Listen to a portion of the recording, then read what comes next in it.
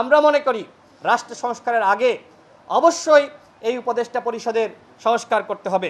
আমরা আমাদের দলের পক্ষ থেকে আগেই বলেছিলাম, সরকার যদি 4টি রোডম্যাপ প্রকাশ করত, এক, যারা দুর্নীতি অর্থ পাচারের সাথে জড়িত তাদের বিচারের রোডম্যাপ, দ্বিতীয়ত গণহত্যার বিচারের রোডম্যাপ, তৃতীয়ত জাতীয় ঐক্যমতের ভিত্তিতে রাষ্ট্র সংস্কারের রোডম্যাপ এবং নির্বাচনের রোডম্যাপ, এই 4টি রোডম্যাপ সরকার প্রকাশ করলে আজকে এই ধরনের পরিস্থিতি সৃষ্টি হয় না।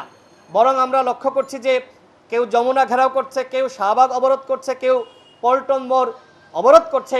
এর মাধ্যমে মানুষ কিন্তু বিরক্ত হচ্ছে। এই যে সরকারকে চাপ দিয়ে দাবি আদায় করা, আন্দোলনের মাধ্যমে দাবি আদায় করা, গণঅভ্যুত্থানের সরকারের কাছ থেকে তো আমরা এগুলো প্রত্যাশা করি না। আমরা সরকারকে বলবো, সঠিক পথে হাঁটেন, অনতিবিলম্বে গণহত্যার বিচার এবং একই সাথে রাষ্ট্র সংস্কারের রোডম্যাপ, নির্বাচনের রোডম্যাপ প্রকাশ করেন। অন্যথায় যে ধরনের আন্দোলন শুরু হয়েছে, এই আন্দোলন আপনারা বন্ধ করতে পারবেন না।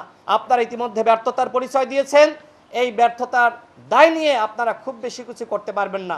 সুতরাং দলগুলোর সাথে আপনারা দূরত্ব কমান, অনতিবিলম্বে 1 সপ্তাহের মধ্যে জাতীয় সংলাপ ডাকুন এবং সেপ্টেম্বরের মধ্যে নির্বাচনের তফসিল ঘোষণা করুন।